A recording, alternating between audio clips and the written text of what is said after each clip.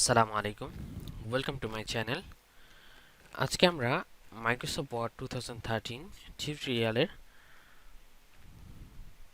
Part 2 তে home মেনুয়ের font সম্পর্কে আলোচনা করব। ফন্ট যে রিবনটা আছে, এই রিবনে যে কাজগুলো আছে এগুলো নিয়ে আমরা আলোচনা করব। সেই কাজগুলো বোঝার জন্য বা দেখানোর জন্য আমরা আগে কিছু টেক্সট ইনসার্ট করে নিব। সো চলুন আগে আমরা টেক্সটটাকে ইনসার্ট করে নিই। If your your Google Sheets data is spread across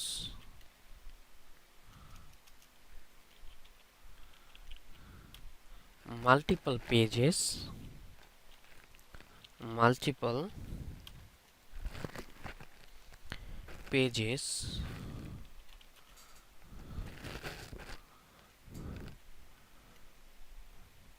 you may want to include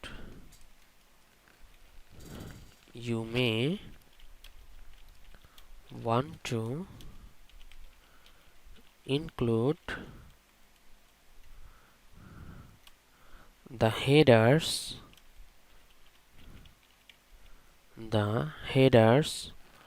on each page that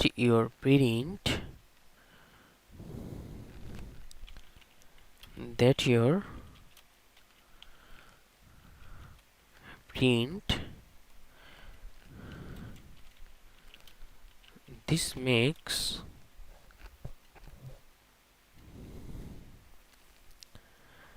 reading the data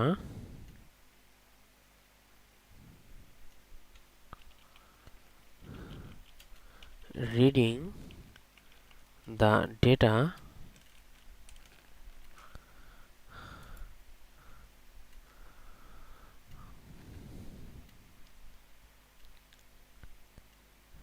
easier easier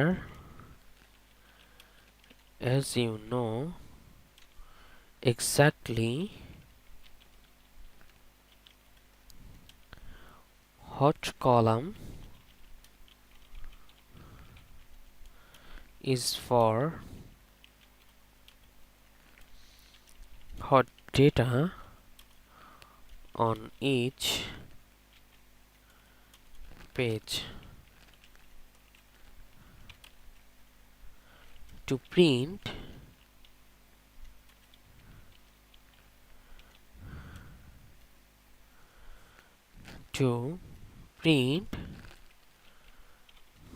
column headers on each page,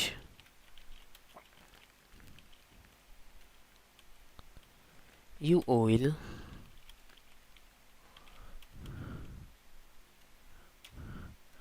first freeze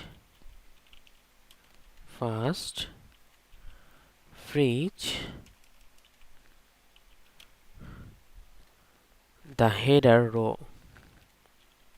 The header row.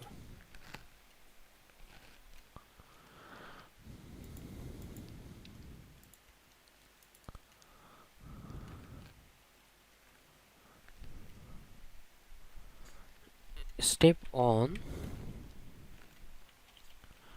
Open your workbook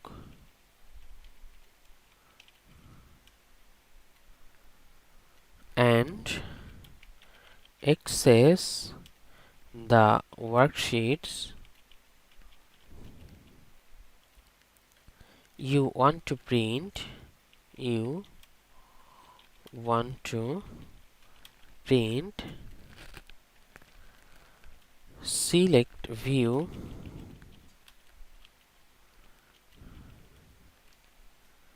Then freeze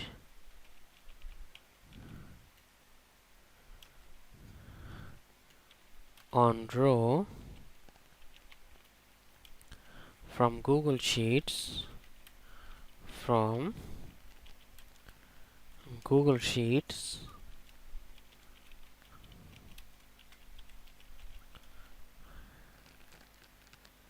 menu bar,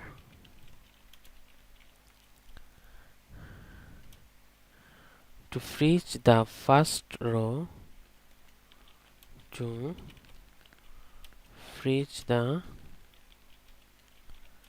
first row in your worksheet, in your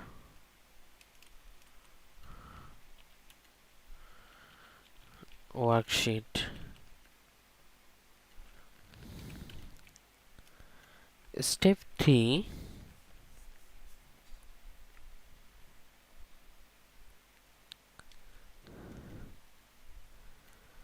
choose file,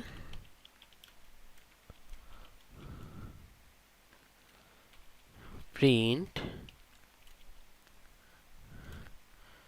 to configure the print options,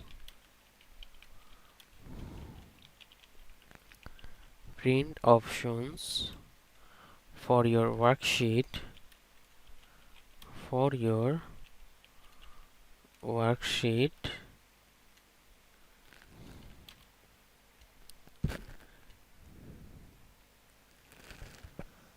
Step 4, select headers and footers, headers and footers, and enable repeat frozen rows, repeat frozen rows on the right, on the right. ওকে, আমরা হচ্ছে টেক্সটগুলো insert করে নিলাম। এখন আমরা step by step এই যে font clipboard বা font যে রিবনের কাজগুলো এগুলো আমরা দেখব। ফার্স্টে আমরা যদি দেখি তাহলে হচ্ছে এটা থিম ফন্টস, অর্থাৎ এখানে বিভিন্ন ধরনের ফন্ট স্টাইল রয়েছে যেটা আমরা আমাদের ইচ্ছা মতন বা চাহিদা মতন আমরা এখান থেকে চেঞ্জ করতে পারবো।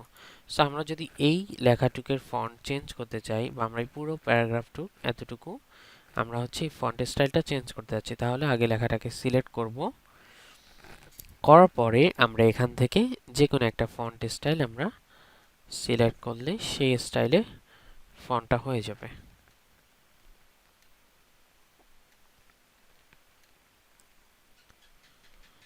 এই যে দেখুন, এই ফন্ট স্টাইলে আমরা এটাকে চেঞ্জ করে নিলাম। এইবার আমরা দেখি ফন্ট সাইজ। এখানে দেখুন ফন্ট সাইজ রয়েছে। So change the font size of your text, এটাকে আমরা চাইলে এখান থেকে ফন্ট সাইজটা বাড়াতে পারবো এবং কমাতে পারবো। তবে এখান থেকে দেখেন যখন আমরা বাড়াবো কমাবো সেক্ষেত্রে 11, 12, 13 কিন্তু আমরা করতে পারবো না। এটা হচ্ছে 14, তারপরে 2 করে বাড়বে। এটা হচ্ছে 16, তারপরে 18, তারপরে 20, তারপরে 22, 24, 26, 28, 30। এই যে দেখুন 28 এর পরে কিন্তু আবার 30 নেই, এখানে কিন্তু 36। সো এটা হচ্ছে আমরা এখান থেকে ফন্ট সাইজটা চেঞ্জ করতে গেলে এভাবে চেঞ্জ করতে হবে। আদারওয়াইজ আমরা হচ্ছে এটাকে সিলেক্ট করে কন্ট্রোল শিফট যদি আমরা থার্ড ব্র্যাকেট ক্লোজিং ব্রাঞ্চ দেই তাহলে বড় হবে।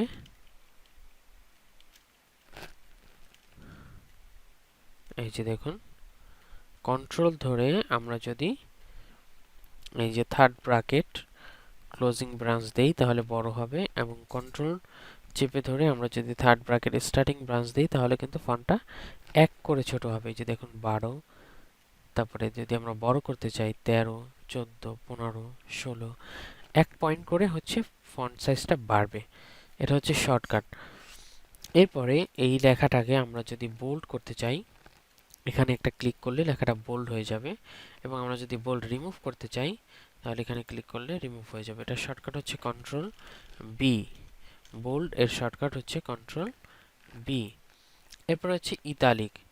সো আমরা যদি কোনো একটা লেখাকে, টেক্সটকে আমরা ইতালিক করতে চাই, হালকা একটু ডান দিকে কাত হবে, এটাই হচ্ছে ইতালিক স্টাইল। সো এই যে ইতালিক, এটাতে আমরা ক্লিক করলে লেখাগুলো দেখুন হালকা একটু ডান দিকে কাত হয়ে যাবে, এটা হচ্ছে ইতালিক।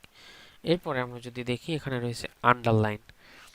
সো আমরা যদি আন্ডারলাইন ইউজ করতে চাই কোনো টেক্সটের উপর নিচে, তাহলে আমরা জাস্ট ওই টেক্সটটাকে সিলেক্ট করব, করার পরে আন্ডারলাইনে ক্লিক করব, অথবা এর শর্টকাট হচ্ছে কন্ট্রোল ইউ। এরপরে এখানে দেখুন আছে হচ্ছে স্ট্রিক থ্র। স্ট্রিক থ্র মানে কোনো একটা টেক্সটের মাঝখান থেকে একটা দাগ দিয়ে দেওয়া। আমরা যেমন হচ্ছে কোনো কিছুতে ভুল হলে একটা দাগ দিয়ে কেটে দেই, স্ট্রিক থ্র এর কাজটা হচ্ছে সেম, একই।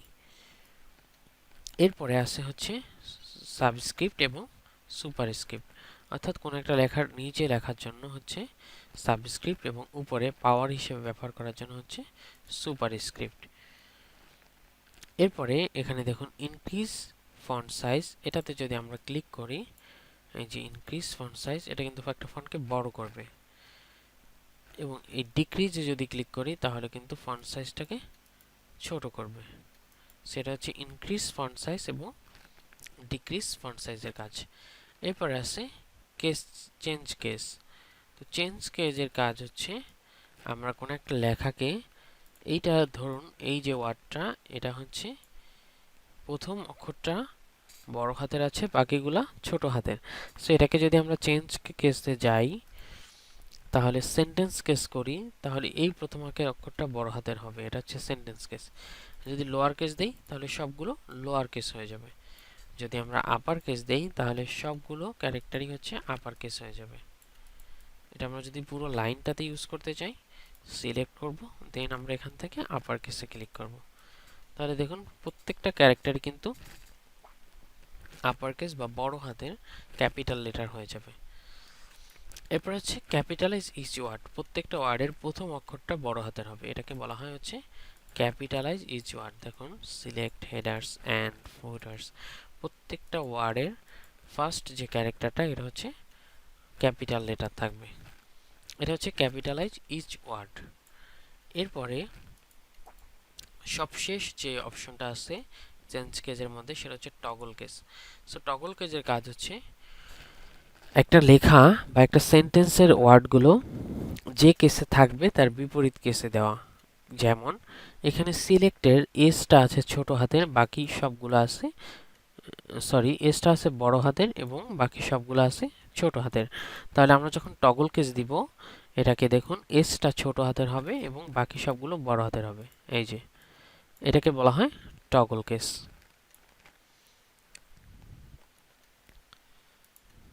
এরপরে আছে format clear all formatting. So আমরা যদি ক্লিয়ার অল ফরম্যাটিং এ দেই, was remove all formatting from the selections, leaving only the normal unformatted text. একটা লেখা নরমাল যে পজিশনে থাকে, আনফরম্যাটেড, কোনো ফরম্যাট থাকে না, বোল্ড না, ইতালিক না, কোনো কালার না, কোনো কিছুই থাকবে না, নরমাল ফরম্যাটে থাকবে, এটাকে বলা হয় হচ্ছে নরমাল ফরম্যাটিং। সো এটা যদি আমরা চাই তাহলে আমরা হচ্ছে যদি ক্লিয়ার অল ফরম্যাটিং এ ক্লিক করি, তাহলে দেখুন যেমন ছিল শুরুতে একদম একটা টেক্সট যেমন থাকে ঠিক সেই রকম হয়ে যাবে। তার মধ্যে যে ফরম্যাটগুলো থাকে, যেরকম যদি বোল্ড থাকে, ইতালিক থাকে, এগুলো সব ডিলিট হয়ে যাবে।